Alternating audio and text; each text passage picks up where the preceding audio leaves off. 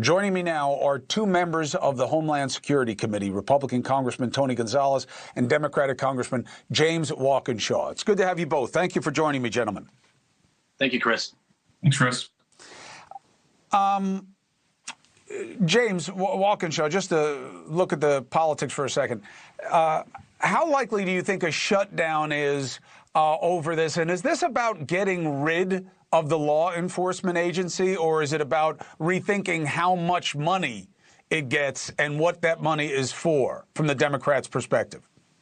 Well, I'll leave predictions in terms of likelihood to the pundits. I certainly hope that it doesn't happen. What should happen in the Senate is they should separate out the DHS bill. They should negotiate for common sense protections that most Americans support, right? Most Americans don't think we should have masked agents. Most Americans think officers should identify themselves just like our local police do. Most Americans think we should have use of force standards where if you're an officer who violates them, you get disciplined or you get fired. We should negotiate those common sense solutions and avoid a shutdown. And the House should show up to work this week. There's no reason the House of Representatives needs to extend its recess through the end of the week. We should show up Thursday, Friday, and get a negotiation done.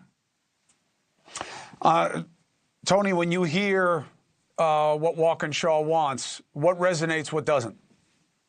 Yeah, what resonates with me is the American people should not be held hostage, nor should Congress play Russian roulette with the lives of our healthcare, with our education, with our troops. The facts is the House worked very, very hard on all these bills. And we worked very hard to pass them. They were passed in a bipartisan manner, and they're sitting at the desk, and it's long time that the Senate do its job. They should have done their job weeks ago, but here we are waiting for them to do their job. There's no room in this country for a shutdown. We already went through that. No one wins out of that. Federal employees in particular get hit very hard on that. As far as, talking more about DHS, I'm all about it. We should absolutely have a broader discussion as soon as we get back.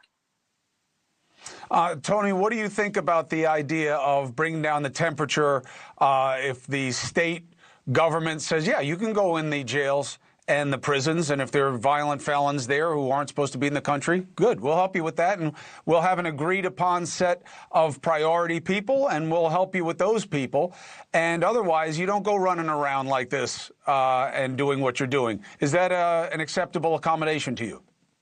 Well, the answer is there needs to be more collaboration and cooperation at the local, state, and federal level. That's the way forward. Now the local level doesn't get to dictate what the federal agencies do or don't do, but the more of a partner they are, that's the way we get out of this. And I'll give you a specific example. I use one of my community projects that's already been signed into law. The president signed it on January 23rd. In that bill is $2.6 million to have an intel center at the jail in San Antonio, in Bexar County. So that way, instead of ICE, going down to the local level and saying, hey, I need X, Y, or Z, it's the local law enforcement that is going up to ICE and saying, hey, in my jail is X, Y, and Z. Good. You should come check this out. Good. So instead of going door to door, we're going cell by cell. Somebody that's already had their due process, convicted of a crime, those are the people we go after.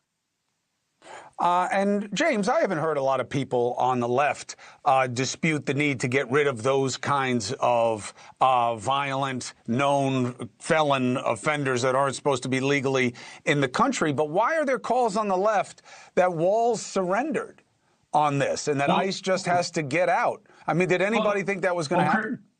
Yeah, I think, Chris, we got to start with the facts. You posed the question to Tony there, shouldn't Minnesota in their state prisons work with ICE to remove folks who are committing violent crimes? And they already do that in Minnesota, right? I mean, that is a myth. And the Bureau of Prisons in Minnesota came out and clarified this. They partner with ICE and other federal law enforcement agencies when there's someone who has committed violent crimes, when there's a criminal or judicial warrant. They already do that. They already do that. What the Trump administration is pushing for is for local law enforcement to take on, and I don't agree with Tony that Congress has been hardworking. I haven't been there as long as him, but I got different definitions of hard work than what I've seen. What they're asking for is local law enforcement agencies to take over for the failed federal immigration policies. And local police chiefs will tell you they don't want to do that. They want to maintain trust with their communities. I come from a community, Fairfax County, safest large jurisdiction in the country, lowest violent crime rate, because we can partner with every community. If you turn local police into immigration police, you damage that trust and you have a much less safe community as a result. But you got to enforce the law, right, James? Absolutely, 100%. Yeah, you got to enforce the law. But I'm saying, like, sometimes enforcing the law is going to hurt your relationship with the community unless you're dealing with people who are seen as a criminal element within that community, and then the community wants the help of law enforcement most of all, right?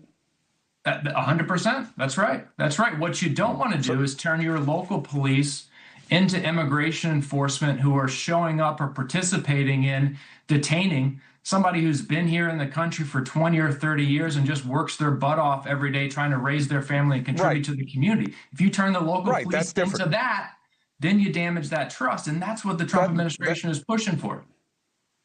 I don't know that. And that's not what was said today in the readout of the call. And I haven't heard the governor make the corrections that you're pointing out. But let's see what happens. We're at the talk stage. We want to get to the walk stage. Tony, I got to jump. Chris, James, thank you very much. Appreciate you both. You're always welcome to talk here. Good luck doing the work of the people. 4 minutes and 30 seconds. So